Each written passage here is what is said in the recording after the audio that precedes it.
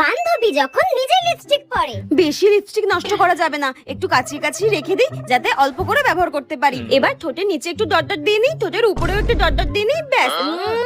আর কিচ্ছু করতে হবে না, ব্যাস। আমি তো শিওর এরকম করে যদি আমি লিপস্টিক ব্যবহার করি আরো 1 বছর চালিয়ে নিতে পারবো।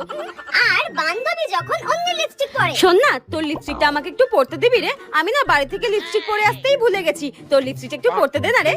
ঠিক আছে পর, কিন্তু টেপি এটা না একটু অল্প করে পরিস, এটা না আমাকে ও দিয়েছে। এই নে ধর। হ্যাঁ থ্যাংক ইউ রে। বান্ধবী লিপস্টিক বলে কথা, যত পারো তত ঠোঁটে ঘষে নাও, ও তো কিচ্ছু বলবে না আমি জানি। আরে মা, এটা লিপস্টিক, তুই কি একদিনে এটা শেষ করবি নাকি? আর কিছু বললেও আমার কোনো যায় আসে না, আমি তো ঠোঁটে ভরে ভরে ঘষে নিয়েছি। তুই যদি আমার বন্ধু না হতিস না, আমি তোকে মেরেই ফেলতাম। এইভাবে থোবরায় লিপস্টিক কে ঘষে ভাই?